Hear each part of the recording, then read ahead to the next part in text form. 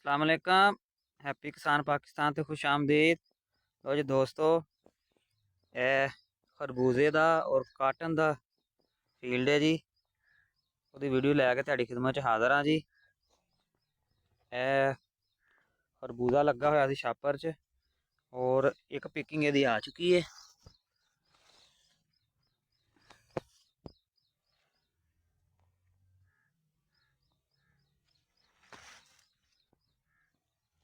ਅੱਜ 7 ਅਪ੍ਰੈਲ ਹੈ ਜੀ ਔਰ ਨਾਲ ਹੀ ਇਹ ਕਪਾਸ ਵੀ ਲਗਾ ਦਿੱਤੀ ਸੀ।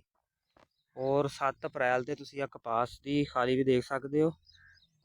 ਮਾਸ਼ਾਅੱਲਾ ਜ਼ਬਰਦਸਤ कपास के पौधे भी जोड़े बहुत ही जबरदस्त खलोते हुए आ।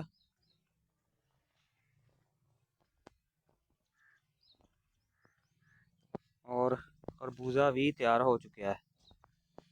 एक पिकिंग जी है खरबूजे की आ चुकी है और बस खरबूजा जोड़ा है फुल तैयार है। और जिस तरह ही जोड़ा खरबूजा इन्हें खत्म होना है, एक कपास ने सारा फील्ड जोड़ा है कवर कर लेना। बहुत ही ज़बरदस्त फार्मूला है जी। आरफ वाला दे फार्मर्स ने इन्होंने खरबूजा लगाया हुआ है और खरबूजे दे विच कपास लगाई हुई है। माशाल्लाह दो फसलां जड़ियां ने इन्होंने लैनियां। कपास तुसीं 7 अप्रैल नूं कपास माशाल्लाह ज़बरदस्त खलोती है। बड़ी अर्ली फल चुकेगी और अर्ली मार्केट च आएगी।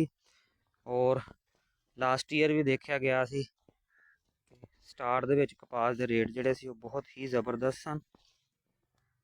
खरबूजे के रेट जोड़े माशाल्लाह ठीक जा रहे हैं।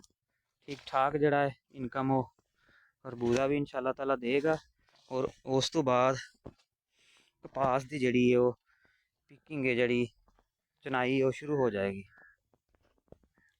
लो जी खरबूजा और कपास की फसल सी बड़ी अच्छी फसल है। अपने दोस्तों को शेयर करने हैं। अगर वीडियो अच्छी लगे लाइक कर देना, दोस्तों को शेयर कर देना। और मैं रिक्वेस्ट कराँगा जोड़े दोस्तों ने हजे तक हैप्पी किसान पाकिस्तान सबसक्राइब नहीं किया वो हैप्पी किसान पाकिस्तान सबसक्राइब कर लो, बैल आइकन दबा लो ताकि मुख्तलिफ फसलों के हवाले और मुख्तलिफ फसलों के रेटों के हवाले वीडियो सूँ देखने को मिलती रहन। अल्लाह हाफिज़।